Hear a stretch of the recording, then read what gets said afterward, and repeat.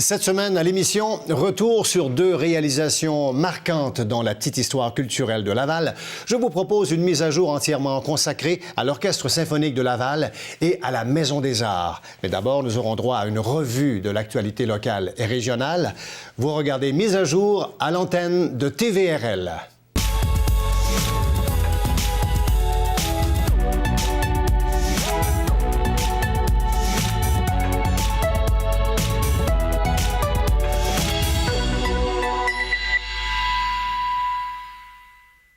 Ici Marius Brisson, j'ai le plaisir de vous souhaiter la bienvenue à cette nouvelle mise à jour, un magazine de réflexion d'une trentaine de minutes pendant lequel nous examinons un sujet d'intérêt en vous présentant différents points de vue. Et au menu aujourd'hui, deux grands projets qui ont fait et qui font toujours la fierté des Lavallois, l'Orchestre symphonique de Laval et la Maison des Arts. Mais tout d'abord, c'est la revue de l'actualité locale et régionale en compagnie de notre collaborateur régulier à l'émission, Ghislain Plourde, journaliste à l'Écho de Laval. Ghislain, bonjour et bienvenue sur ce plateau. Vous êtes chez vous. Merci, Marius. Allons-y d'abord avec le ministère des Transports du Québec qui n'y est pas allé de main morte. Là, c'est un désaveu à l'endroit de la ville. Expliquez-nous. Oui, tout à fait. La réduction de vitesse dans les rues de Laval, on en parle depuis de nombreuses années, d'abaisser la limite de vitesse à 40 km/h. Eh bien, la ville a présenté un plan directeur qui a été refusé par le ministère des Transports, par le gouvernement du Québec. La proposition, rappelons-le, avait été votée, c'est en septembre 2012 par les élus et malheureusement, elle a essuyé un refus en raison principalement de deux artères où le ministère des Transports juge que si on applique une diminution de vitesse, eh bien, il y a un risque de danger pour les automobilistes. On parle du boulevard des Mille-Îles et puis également du boulevard Lévesque. Alors, ce que ça signifie, en gros, c'est que la Ville devra refaire ses devoirs, un nouveau plan directeur qui va inclure donc des limitations de vitesse pour environ une centaine de rues. On devra exclure le boulevard Lévesque et ainsi que le boulevard des Mille-Îles et le représenter à nouveau. Et le gouvernement du Québec devrait y donner son aval, certainement. D'accord. La coopérative funéraire dont on parle déjà depuis un bout de temps à Laval serait en opération l'automne prochain? Oui, on a eu confirmation. La coopérative funéraire de la Rive-Sud de Montréal qui a fusionné ses activités avec celle de Laval. D'accord. On nous confirme qu'elle aura sa résidence funéraire quelque part en octobre, donc on démarrera les opérations à partir de ce moment-là. Le site choisi, c'est sur la rue Cunard, à l'intersection boulevard Le Corbusier. C'est un choix géostratégique pour la coopérative funéraire qui nous dit qu'à cet endroit, on pourra aussi bien desservir l'est que l'ouest de Laval. Et pour les gens qui proviennent de l'extérieur, eh bien, on dit le Corbusier, c'est une artère connue, donc on aura facilement, là, les gens vont s'y retrouver quand même assez rapidement. Les travaux vont débuter en juin pour se terminer en octobre. Et la corporation a déboursé 3 millions pour l'acquisition du terrain et du bâtiment. Parlez-nous maintenant de ce que les jeunes et les moins jeunes mangent dans les arénas, la fameuse malbouffe. Est-ce que c'est encore présent? Est-ce qu'on a fait des efforts? C'est un dossier qui circule depuis quelques années et on veut l'éliminer progressivement. Le programme La santé au menu s'implante graduellement dans les arénas de la ville. C'est le cas notamment au Colisée Laval ainsi qu'aux arénas de la Concorde et Guimont, où on fait disparaître de plus en plus la malbouffe, notamment la friture, pour les remplacer par des mets, disons-le, un peu plus santé, notamment des sandwichs, des wraps et des smoothies. Donc, il y a un effort vraiment tangible, là. Oui, et c'est un projet sérieux parce qu'il est piloté tout de même par le Centre d'expertise et de recherche en hôtellerie et restauration de l'Institut du tourisme et d'hôtellerie du Québec. Ben oui. Donc, on ne prend pas à la légère ce dossier de la malbouffe. Tout à fait. C'est tant mieux. Donc, les détails, juste une information en passant, la coopérative funéraire pour les gens, ça veut dire quoi? Ça veut dire des prix plus accessibles, hein? On dit effectivement des prix plus abordables pour les membres de la coopérative funéraire. OK. Ghislain, pour les détails, c'est dans le journal. On peut aller sur votre site web aussi. Tout à fait. Des infos fraîches tous les jours. L'Écho-de-Laval.ca. Nous sommes présents sur les réseaux sociaux Facebook et Twitter. L'Écho de Laval distribué d'est en ouest tous les mercredis. Merci, Ghislain. Très bonne semaine. Bonne semaine à vous. Au revoir. Au revoir. Cette portion de l'émission Mise à jour à l'antenne de TVRL vous est présentée en collaboration avec l'Écho de Laval.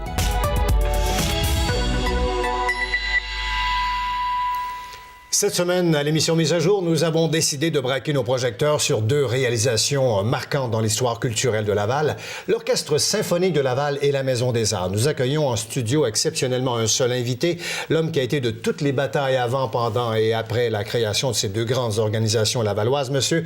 Bertrand Dudomaine. M. Dudomaine, bonjour, c'est un plaisir de vous accueillir à Mise à jour. Bonjour, M. Brisson.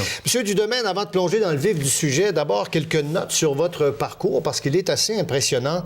Vous êtes retraité actif aujourd'hui, mais vous avez une vie professionnelle bien garnie, mais le mot dénominateur commun, c'est éducation. 3 bacs en éducation, une maîtrise en administration, une carrière passée à la commission scolaire, l'Association des cadres scolaires du Québec et au ministère de l'Éducation.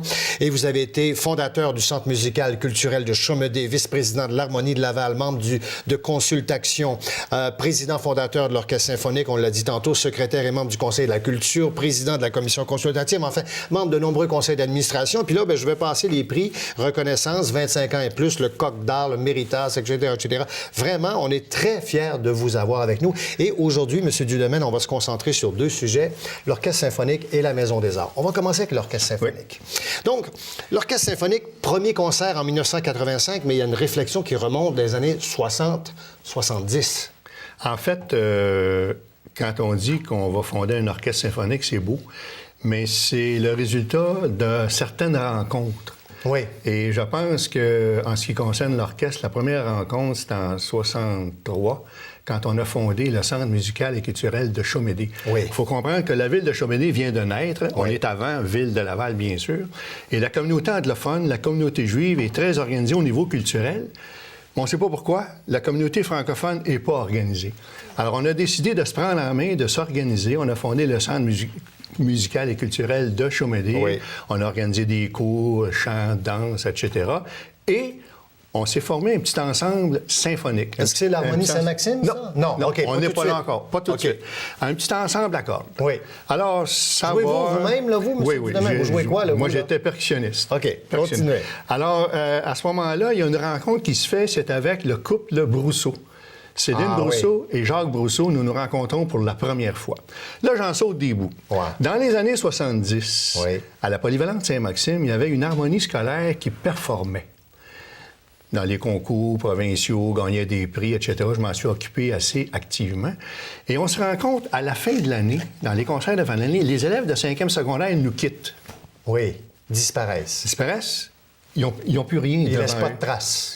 Ils ne laissent pas de traces, ils n'ont plus rien devant eux, et ils en font depuis 3-5 ans, etc. Ouais. Alors, Mme Pilon, Thérèse Pilon, nouvelle rencontre, elle avait une fille dans l'harmonie, puis elle dit, cette valeur, ma fille ne pourra plus faire de la musique. Il faut faire quelque chose avec ça. On en jase un petit peu, Roger Caron, à l'époque, Jacques Brousseau, que j'avais appelé, j'ai dit, écoute, si on se partait une harmonie pour adultes, on pourrait récupérer les élèves qui sortent de 5e secondaire. On pourrait aller chercher des adultes qui en ont déjà fait, qui cherchent un endroit. Donc, on fonde l'Harmonie Laval. C'est pas l'Harmonie Saint-Maxime? Non. Encore. L'Harmonie Saint-Maxime, qui était au secondaire, continue. Mais là, on forme une harmonie pour adultes. Donc, on récupère les élèves qui quittent le 5e secondaire et on fonde l'Harmonie Laval. Ça va assez bien. Et bien, à un moment donné, on n'est pas assez prêt pour faire un concert, mais on a eu l'audace d'aller à la salle André-Mathieu pour faire une répétition publique. Pourquoi pas? Avec votre harmonie, là? L'Harmonie Laval qu'on vient de fonder, on peut se tromper. Oui. Alors, le chef, à un moment donné, arrêtait, faisait des petites remarques, les gens aimaient ça. Mais petit à petit, on s'en va vers la fin de l'année avec un concert étoffé. Okay. Au même moment, il y a le Festival des harmonies du Québec. On dit, pourquoi qu'on ne se présenterait pas? Alors, on a eu l'audace d'aller là, à jouer l'ouverture ténagère de Wagner. On dit, vous êtes cinglés. Non, ça, on a des bons musiciens. C'est vrai, ça? Oui, on l'a fait. On remporte le 2e prix. Wow. Les gens n'y croient pas. Petit à petit, on commence à meubler nos concerts. On joue à l'église Sainte-Rose. Vous étiez combien de membres, là? On était à peu près 40-45, dépendant. Tous les cuivres, les cordes et tout ça? Pas de cordes. Harmonie. OK. Et à un moment donné, dans un concert... L'église Sainte-Rose, dans un concert étoffé, avec un chœur. Beau concert, grand concert, mais ça s'appelle Chœur et harmonie. Moi, dans ma tête, je me dis, si c'était chœur et orchestre, pourquoi pas? Mais pour fonder un orchestre, ça nous prend des cordes. Alors, mon ami Jacques Brousseau, mon ami Thérèse Pilon, on commence à brasser tout ça, chœur et orchestre. Alors, l'idée se développe. Oui, mais un orchestre symphonique, au début des années 80, là, on passe pour des dlindlins, là. Il y a l'Orchestre symphonique de Montréal. Québec. Québec. Ouais. L'Orchestre métropolitain qui naît à peine. Ouais. Nous, à Laval, on veut se faire un orchestre symphonique. Je dis pas qu'on a fait rire de nous, mais on nous prenait avec un petit sourire à la Joconde. Quand vous pensiez chœur et orchestre, ça je la trouve bonne, un sourire à la Joconde. Quand vous pensiez chœur et orchestre, là... Je pensais à l'orchestre. OK, mais le mot orchestre, très vous pensez important. Symphonique. Parce que orchestre, c'est quoi? C'est deux ensembles, il y a des cordes qu'on n'a pas dans une harmonie, puis il y a des instruments à vent, des bois et des cuivres. Donc là, on s'est dit, avec l'harmonie Laval... Il y a des instruments avant. Nos premières chaises, là, en bois et en cuivre, peuvent être nos premières chaises pour l'orchestre. Ils sont capables de faire le travail. Ils sont capables. Il nous manque des cordes. Alors là... Vous allez débaucher. Ce qu'on a fait, on est allé au conservatoire. On a rencontré les autorités au conservatoire, à l'université. On fait part de notre projet. On dit, ça peut avoir du bon sens. Alors, à ce moment-là, on a commencé du recrutement. Mais entre-temps, Mme Céline Brousseau assiste à un concert dirigé par le chef Gilbert Patnaud. Gilbert Patnaud. Qui est aussi chef des chœurs des petits chanteurs de l'Oratoire Saint-Joseph. Tout bon. Elle dit à Gilbert Patnaud, il y a certaines personnes à Laval qui aimeraient ça, partir en orchestre symphonique. Commence à nous nommer, puis tout ça. Gilbert, il trouve que ça a du bon sens. Céline, perd pas de minute. Elle nous convoque, avec son mari, bien sûr, Thérèse Pilon et moi. Et là, on s'assoit. Elle dit, depuis le temps qu'on en parle, là, un orchestre, là, j'ai vu Gilbert Patnaud, il trouve que ça a du bon sens, il serait prêt à nous donner un coup de main, c'est un chef, etc., etc. À la fin de la soirée, ciel. L'Orchestre symphonique de Laval, officieusement, venait de naître. Je dis officieux parce que... Et je sors de là président pro tempore, parce qu'il faut que quelqu'un s'en occupe à un moment donné. Président pro tempore, c'est en attendant. En attendant qu'on fasse autre chose. C'est ça. Mais là, quelques semaines plus tard, on dit, il faut agir, là. Il faut agir. Donc, le recrutement des cordes a commencé dans le décor, je vous ai dit, avec le conservatoire, tout ça. Les premières chaises de l'Orchestre symphonique de Montréal venaient à nos auditions pour recruter les cordes. On a réussi à se monter un noyau avec des cordes. On avait toujours nos instruments avant qui attendaient à l'harmonie. On les avait, l'harmonie Laval. Il fallait unir tout ça ensemble. Petit à petit, là, ça prend forme. Mais avant ça, il faut se créer un son avec les cordes. Alors, tous les dimanches matins, pendant plusieurs semaines. Répétition. Première chaise, Université de Montréal, viennent faire du genre de masterclass, qui sont des répétitions avec nos cordes. Et là, ça prend de l'ampleur. Et les musiciens croient en nous, là. Ils croient en notre folie. Il faut qu'ils croient. Ah, c'est clair. En passant de ces musiciens-là, il y en a encore dans l'orchestre symphonique. Des musiciens de l'origine. Il y en a quelques-uns encore. Alors, à un moment donné, quelques semaines plus tard, on a un noyau de cordes. On a un noyau de vent. On dit, on va mettre ça ensemble. Première répétition. Je vous le dis. Là, vous auriez pu aller vers une catastrophe. Là, j'ai encore le frisson en vous le disant. Là. Des frissons, hein? Ça a été vraiment... Ça a été le moment de la réunion. La naissance auditive de l'Orchestre symphonique de Laval. Vraiment. Et ça, là, c'est un... Ça, c'est la fameuse répétition bois-cuivre, cordes et tout ça. Là. Pour la première fois, c'est ça. Ça s'est produit autour de... Avez-vous une... 84, là, printemps 84 à peu près, là. Et ça a été... Là, dans votre petit cœur, vous avez dit, misère, je pense qu'on est en train de réussir ça. Oui. Et là... c'était un paquebot, ça, cette histoire-là. Je vous le dis, puis j'en ai le frisson, hein, encore. Là. Et là, on s'est dit, bien, on fonce. Alors, on a préparé un programme. On a préparé un programme, bien sûr, mais... Pour un premier concert, Pour un premier concert, mais il faut convaincre la communauté d'affaires de Laval, parce qu'un orchestre symphonique, ça prend des sous. Oui. Ce sont des professionnels qui vont jouer avec nous. Il faut les payer.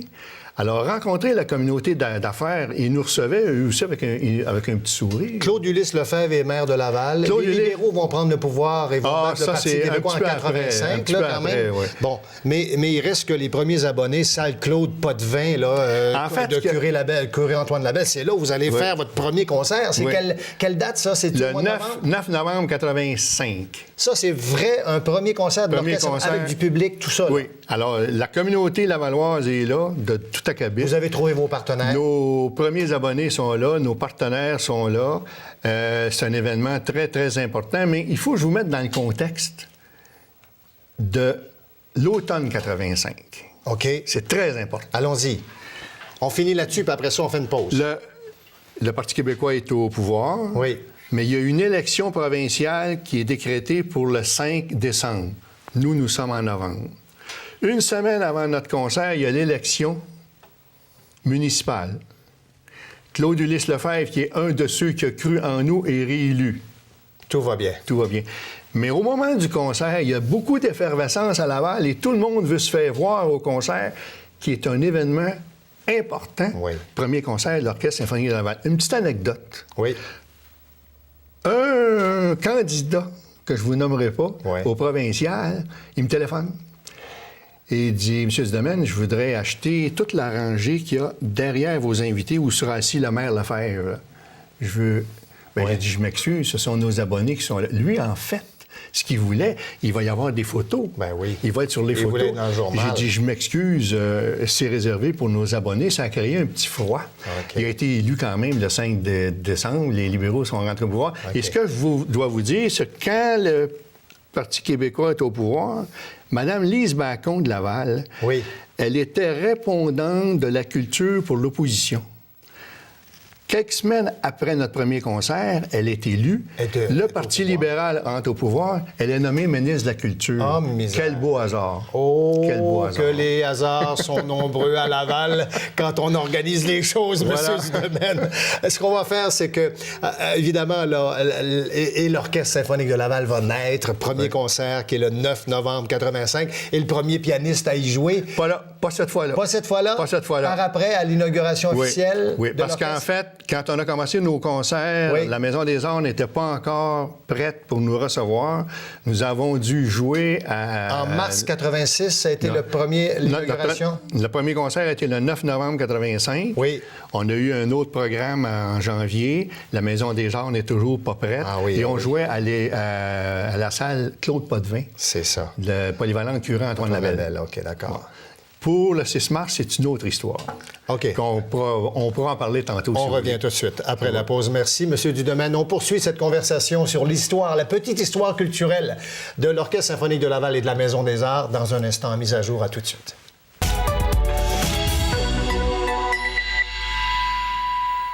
Alors, nous poursuivons notre discussion avec un des grands bâtisseurs lavallois, M. Bertrand Dudomaine, qui a contribué à la création de l'Orchestre symphonique de Laval, on l'a vu tout à l'heure, et qui a été associé très étroitement à la création aussi de la Maison des Arts de Laval. Un autre chapitre de l'histoire culturelle de Laval qui va s'écrire avec l'implantation de la Maison des Arts.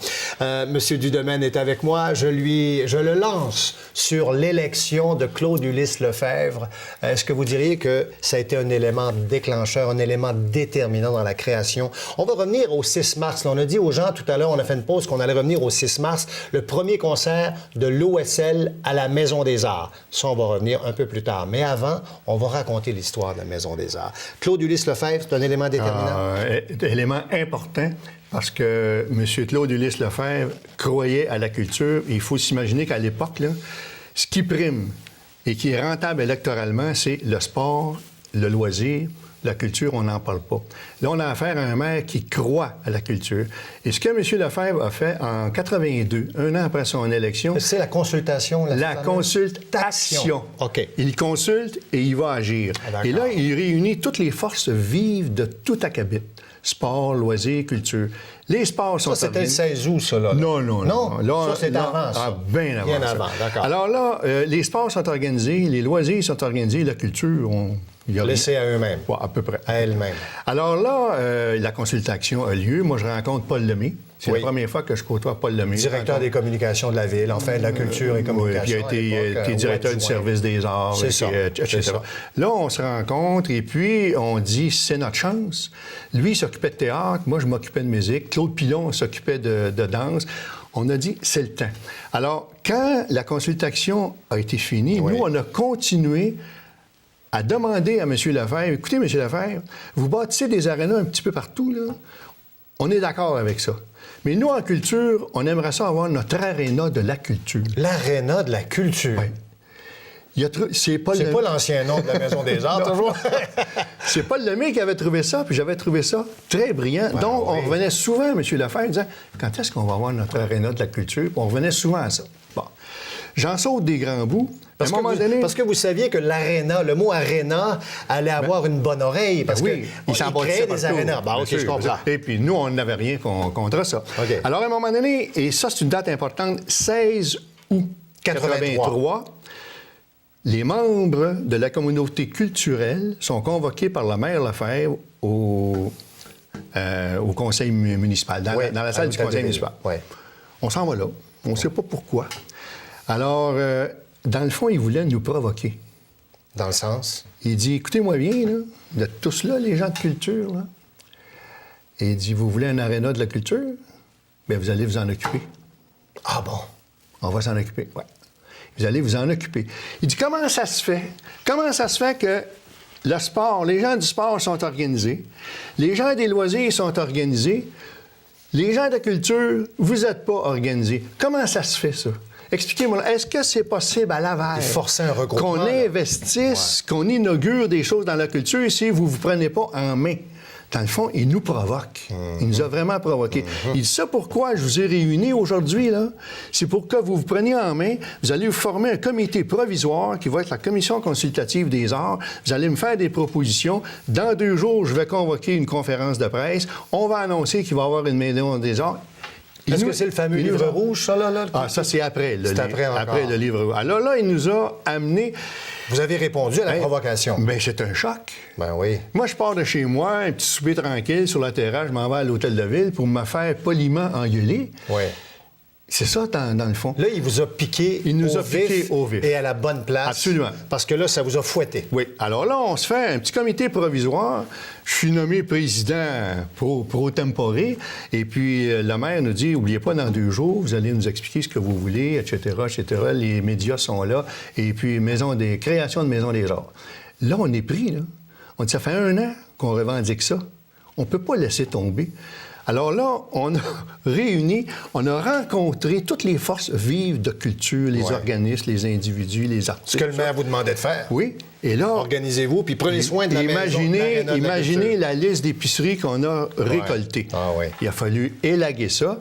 Et quelques semaines plus tard, on a remis notre rapport qui était un devis d'implantation de Maison des Arts qu'on a appelé, nous, le livre rouge, parce qu'il était rouge. C'est ça. Et l'architecte, M. Claude Boucher, qui est un artiste en passant, il s'en est servi pour faire les devis de la Maison des Arts. Et là, on est en route vers le Conseil de la culture, la création du Conseil de la culture, dans le fond. Et ça, il y a une belle anecdote par rapport à ça. C'est que la Commission consultative des arts relève du Conseil de la culture. Oui. Le Conseil de la culture rend ses comptes au comité exécutif de Ville de Laval. Oui. Mais le Conseil de la culture existe sur papier seulement.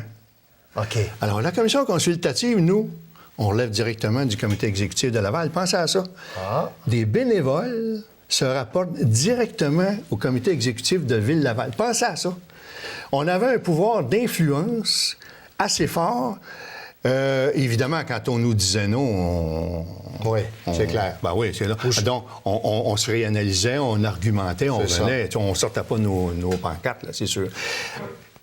Le Conseil de la culture est né. Ça nous a donné beaucoup de force. D'envergure, de panache. Et finalement, la Maison des Arts... Et là, il y a eu un putsch entre-temps, en tout cas, là, avec le maire.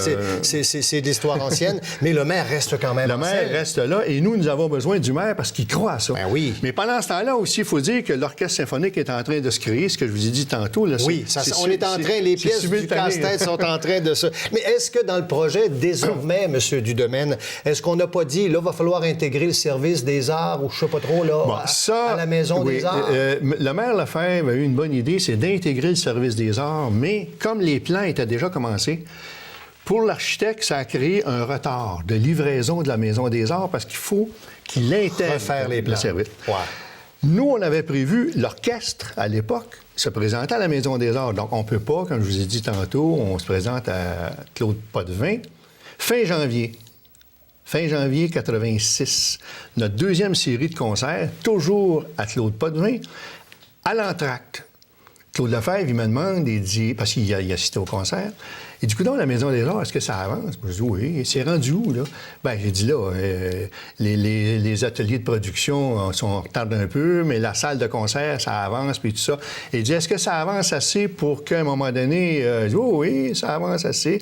Il dit, sais-tu ce que tu vas faire? On est fin janvier. Il dit, c'est quand ton prochain concert? J'ai dit, le 6 mars. Il dit, demain, t'appelles Claude Boucher, l'architecte. Il dit, lui, de ma part, que ton prochain concert va être à la maison le 6 mars. À la Maison des Arts, la nouvelle Maison des Arts. J'ai dit, moi, là, le petit bénévole, je vais parler... Oui. Il dit, t'es toujours avec lui, tu l'appelles demain matin. Alors, j'appelle Claude Boucher le lendemain. J'ai dit, bonne ou mauvaise nouvelle, Claude, tu réagiras. Une entente avec le maire Lefebvre hier. On ouvre la Maison des Arts le 6 mars avec un concert de l'Orchestre symphonique de Laval. Mais qui plus est, après l'intermission, quand le maire Lefebvre m'a dit ça, j'ai dit, écoutez, je vous prends au mot, là. Le concert recommence, je monte sur la scène, puis je dis à nos abonnés que le prochain concert a lieu le 6 mars. Ils disent, oui, aucun problème. C'est comme ça. Là, ça bousculait l'agenda. C'est comme ça que... Ça a dû être la folie, là. C'est bien sûr. Alors, c'est comme ça que vous vous étiez entendu sur une date. Vous veniez d'écrire la date d'inauguration de la Maison des Arts. Nous, en fait, on aurait dû se présenter à la salle Claude Potvin. Ben Là, oui. on s'est présenté à la Maison des Arts. Et qui plus est... Ça veut dire le 6 mars 86, là, on est rendu là. Oui. Il y a une Maison des Arts et le premier spectacle qui va se donner dans cette nouvelle Maison des Arts-là, si je comprends bien, c'est le bébé que vous venez de mettre au monde qui s'appelle l'Orchestre symphonique de Laval. Exactement. On a déjà 2 productions qui ont été faites. Et le hasard a voulu que dans notre programmation pour les concerts du 6 mars, on avait un jeune pianiste virtuose de 18 ans qui venait de gagner un grand prix de piano dans l'Ouest canadien. Alors, il s'est présenté pour nous interpréter le 3e concerto de Beethoven pour piano. Et ce jeune virtuose de 18 ans, il s'appelait Grégory Charles. Alors, on a inauguré la Maison des Arts par un orchestre, par un concert de l'Orchestre symphonique avec comme invité Grégory Charles, qui était déjà à notre programme. Alors, c'est la petite histoire de la Maison des Arts et j'aime ça raconter ça parce que c'est une série de petits événements qui font qu'aujourd'hui, 27 ans plus tard, la Maison des Arts a encore son ses assises. Ouais. Et l'Orchestre symphonique en aussi, plus. Quand vous regardez ça, M. Dudomaine, l'Orchestre symphonique de mieux en mieux, avec des chefs qui sont maintenant reconnus, et la Maison des Arts qui est toujours vivante, qui héberge des services municipaux, des expositions et tout ça, ça doit vous faire un petit velours. Oui, évidemment, je n'étais pas seul dans ça. Et il faut dire aussi que nous avons une petite maison, une Maison des Arts qui est petite, mais prestigieuse, avec une salle d'exposition ultra professionnelle. Mais pour parler de l'orchestre, il faut que je rende hommage à 2 personnes. Allez-y. Moi, là, peu de temps après, médicalement, j'ai eu un avertissement physique. Oui. J'ai dû arrêter. Alors, Mme Solange Gendron m'a remplacé à la présidence. Oui. Je lui lève mon chapeau pendant 1 an. Et par la suite, Mme Thérèse Pilon a pris la relève et elle a mené à bon port l'Orchestre symphonique. Il faut que je leur rende hommage. Merci, M. Dudomaine. Je vous aurais entendu encore pendant une autre émission. C'est tout le temps que nous avons. Merci beaucoup de ces confidences, Ça m'a fait plaisir. de ces anecdotes. Nous faisons une pause. Nous revenons tout de suite après avec le mot de la fin de mise à jour.